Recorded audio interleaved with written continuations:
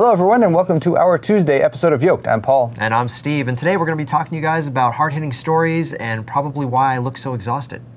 You look exhausted? Whoa, you do look exhausted. I hadn't really looked directly at your face yet today, but man, Steve. Yeah, it wasn't until I looked at the monitor that I realized these dark circles look like black eyes. Really? So you got in a fight over the weekend. Who were you fighting? I was fighting Matt Conwell of PDX LAN. I see. It was an amazing fight. I'm guessing you won? I lost miserably. Really? That man has so much energy, it's ridiculous. Yes. That's surprising. I would expect with the size of your guns that you would have beat the crap out of him. The people of the Netherlands have taken compassionate healthcare to the next level, introducing a progressive approach to treating people with mental health issues. In the picturesque village of Visp, the Dutch government has created a care center for patients living with dementia and Alzheimer's that is an entirely self-contained community. All the people who live in De Hajvik, or Dementiaville, are either patients or the staff who look after them.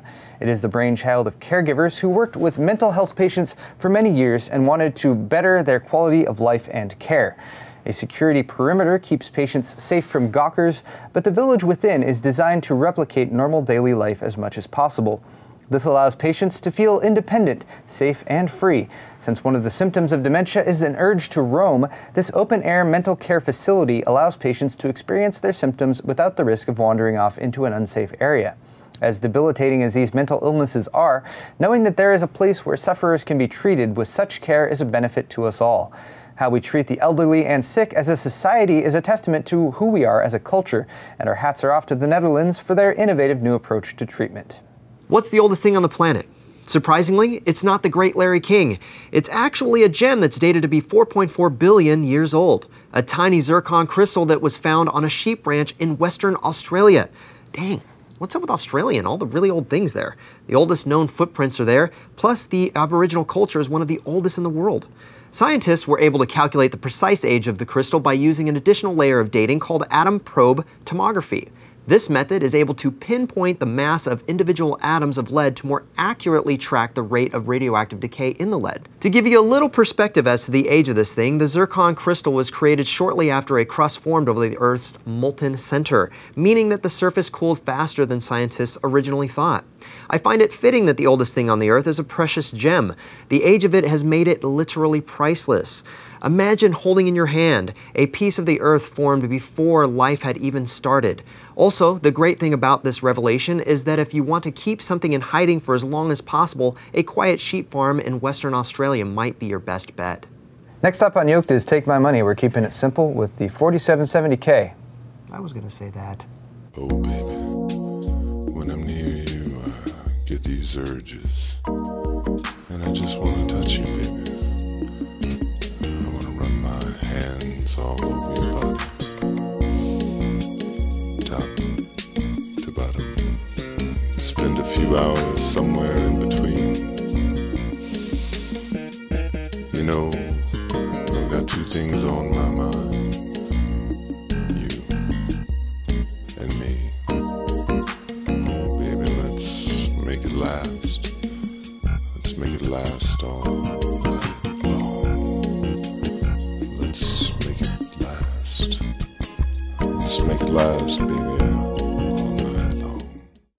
So Steve, now that we've taken a closer look, you seemed like you had something to say earlier. What was it? I'm speechless. Not to sound like we're beating a dead horse here, but have you ever wondered what's the real consequence of losing some ground in the net neutrality debate? It's not like it personally affects me on a day-to-day basis. Well, here's an example of how it could affect you personally in the very near future. If you've noticed that the quality of your Netflix streaming has worsened recently, it's probably because broadband ISPs have put limits on Netflix's bandwidth.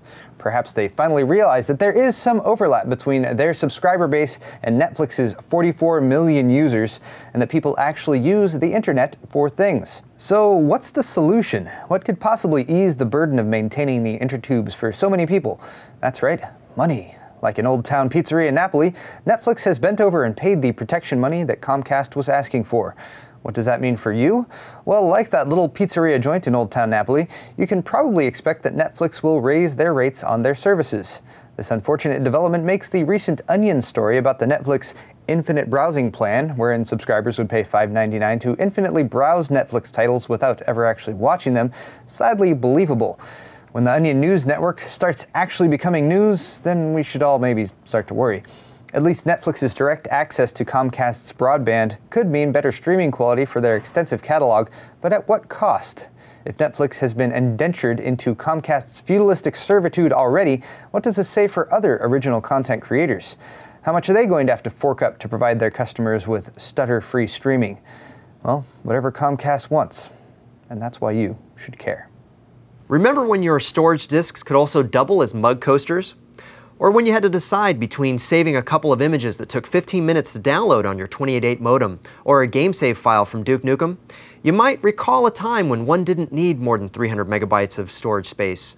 Now, gigabytes are given out like candy on a microSD card smaller than your thumbnail. SanDisk has recently released their 128 gigabyte microSD card. Now you can store 16 hours of HD video on something that can fit within the boundaries of a penny. All of this storage capacity in an increasingly shrinking size has happened in a relatively short amount of time, leaving us to wonder if we'll be accessing our entire lifetime of Facebook updates on our wrist phones while floating down the street on our hoverboards. That'd be a way easier way to watch Die Hard Volume 27, Bingo Hard, Senior Citizen's Arrest. Okay guys, that's going to wrap up this episode of Yolk'd, but before we go, I actually want to ask you, Paul, what games have you been playing lately, since I had a chance to play a little bit this weekend? More like game. I'm still been plugging away at Assassin's Creed Black Flag. I think I'm up to like 7 or 8% completion now. Nice. Got a shanty. That's only about 2% more though than last time we talked about this about a week ago. Well, you know, I'm busy and I'd like to take my time playing video games. But what about you? You been playing games? Oh boy, we just got done with the Titanfall beta, also playing Battlefield 4, as well as looking forward to a couple different games. One, I pre-ordered Thief, as well as I got into the WildStar beta. And a little game that we might be doing pretty soon on our arcade channel is Octodad Dadliest Catch. Basically, you get to, if you want to play multiplayer, you can have all 4 of us kind of take over one tentacle each, kind of like walk downstairs and you know, rent suits and try and fit in as an octopus. Sounds fascinating, but I also think that there must be like 2 of you or something. There's one Steve that comes into work and does work, and the other Steve just plays video games all the time. Dark circles. Dark secrets from Steve. But that's all for this episode of Yolk'd, you guys. Thank you very much for watching. Stay tuned. Tomorrow we'll be bringing you Q&A. Thursday, another episode of Yolk'd, and Friday, our live stream as we are continuing with and being good at things. Steve, any last words? Yes, let us know in the comments what you guys think about the new schedule and if it's really piquing your interest with us. We'd love to hear it. Otherwise, we want to thank you guys again for watching, and you've just been Yolk'd.